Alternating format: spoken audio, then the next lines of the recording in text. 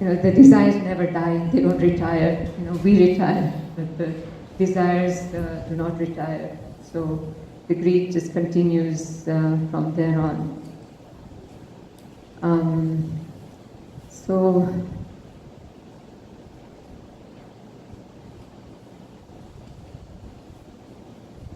And we've already read that we cannot, our mind and our intelligence, we cannot control the senses separately. Mind is very, very strong. And above the mind, you've got the intelligence, and then you have got the soul. So we have to control the senses through our mind, and intelligence through our senses, through our mind, and intelligence through our mind, through our intelligence. Thank you. So, there are a lot of stories that I was planning to read, but I don't think I have time. I had some really nice stories that I had prepared to give you some examples, but I'm going to move on and summarize a little bit so that I can stay on schedule with time.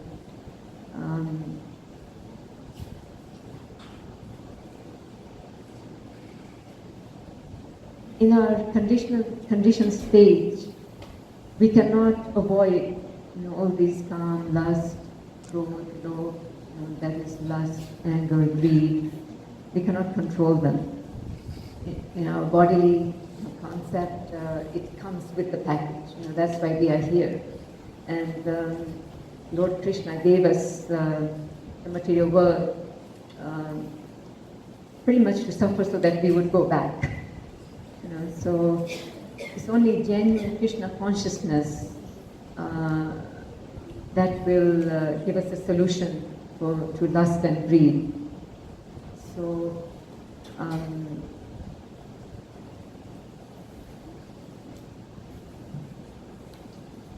Maya is going to continue to test us because Maya wants to have pure devotees only go back to Krishna, to please Krishna, because her main task is to please Krishna, not us. So she's going to be testing us all the time. So we have to, not be Maya. We have to be strong and prove to Maya that we can stay away from her, not let her influence us, so we can go back to Krishna. So how do we do that? Once you decide, through association of devotees and reading the scriptures, when you realize that your path is to serve the Lord, you find that when you take some steps to Krishna, He will come to you. So anyone attempting serious devotional service, even if they fall down, they will come up, because once you are serious, Krishna will help you. And to such an extent that once you are a serious devotee, even mukti falls at your feet, is what Prabhupada says time and time again. And it's not good for a devotee to get mukti, because we are wanting to serve the Lord and have interaction with the Lord. So we have to learn to be desireless for material things. We have to be satisfied. We have to know the disadvantage of accumulating wealth. And we also must know and realize that Krishna will satisfy our needs, but not our greed. And when we are content with what we have as what we need, we are joyful and happy. But when we want more than our needs, we will go beyond what we require, and the greed is unquenchable. It's like thirst, it's unquenchable. And like I mentioned earlier, greed will never retire, it will retire us. Greed has got nothing to do with any status of life, as I mentioned earlier. You can be poor, rich, in between. You can be a king, You can be a regular person. There's a story of Srinjay and his son Srimati Devi, where the king did not have. I'll just quickly mention that the king did not have a son, wanted a son. So he had a daughter, but he wanted a son for his dynasty to continue. And so he started to serve Brahmanas very nicely, and the Brahmanas were very satisfied. And once when Narad Muni came, they told Narad Muni that this king was looking for a son. And so Narad Muni asked them to bring Srinjay to him. They did. And so Narad Muni asked, what kind of qualities do you want in your son? And he asked for the normal things, health and handsome and all kinds of things. But then he also added something. He said, I also want his spit and his urine and his stool to be golden. Narad Muni was shocked that there was such a requisition. Instead of asking for love for Krishna or bhakti or something, this king asked for this. So after some hesitation, Narada gave the blessing, and the king got a king. And sure enough, the benediction, this king got gold every day in his house. So nobody had to do any mining or anything. He got gold, so he had everything, his house, his palace, and everything was gold everywhere. And so people were also coming to see him because it was unusual. So a lot of people came to see him, including some robbers and thieves would come and see them. And they would try and kidnap him. But they were not successful because the security was pretty good. However, at one time, some thieves managed to take him away. They took him away, and they were not very smart, but they came to an intelligent conclusion, because they were fighting who would have the son, the prince. And they could not, like I said, because they were not intelligent, they fought over it, and they came to this intelligent conclusion. They just cut him into pieces so that we all have equal amounts, and we can get equal amount of gold. Honestly, that was not what Narada Muni had benedicted. It had to be a whole body that would give the gold. So they cut him into fine pieces and distributed amongst themselves, and soldiers were too late. When they got there, the son, the prince had been killed. So we can just see that, greed can lead you to do such stupid things, and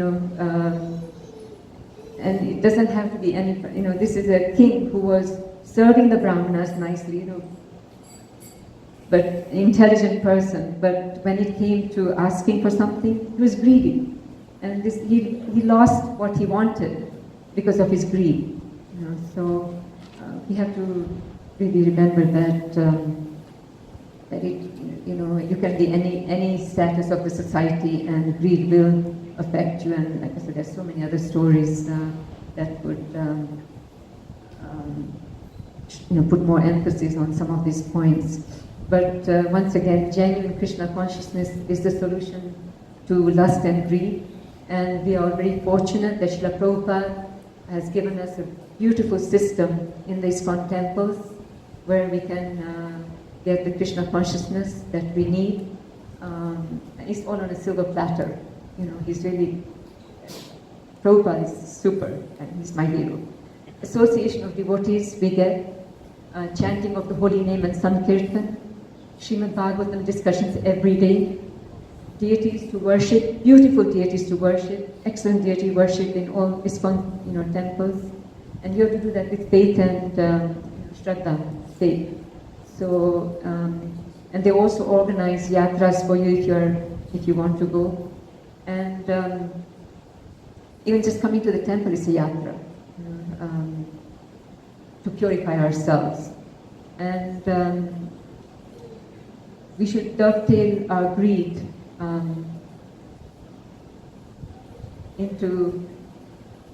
in such a way that we should be greedy for the association of the devotees. We should be greedy to serve the devotees and the deities. We should be very greedy for permanent things, to chant without offenses, to be able to chant attentively, greedy to chant in association of the devotees, greedy to hearing Krishna Katha, again in association of the devotees. Just in the mood of Shonak Rishi, in Naimisharanya, they approached Sutta Goswami and asked him to recite the transcendental pastimes of the Lord. And they said that we are never tired of it, They used to relish it, hearing the Katha again and again. It's like Chaitanya Mahaprabhu, he used to go to Gadadhar Pandit. They used to read the same pastime of Dhruv Maharaj.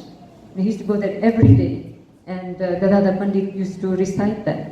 But it was, he used to relish it so much. There were tears flowing from both their eyes, and they could not even read what was on the paper. But, so very important for us to have association of the devotees and read the scriptures. And as our purification continues, we become free from anarthas, and we will relish all this more and more.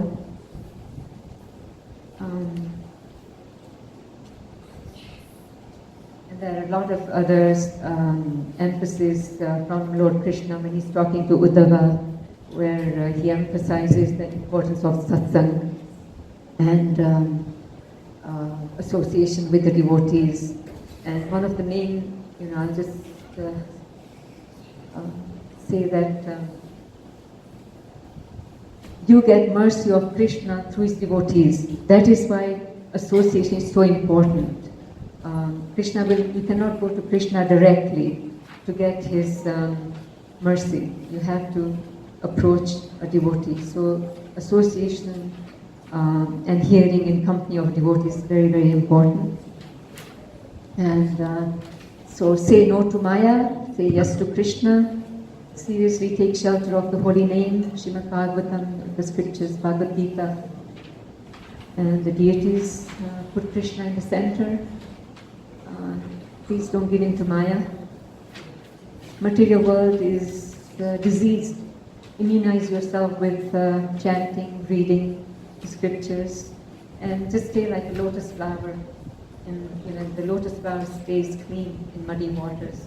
So we should follow the regulative principles. They are a gift to us, and do all this without aparadh and prasad.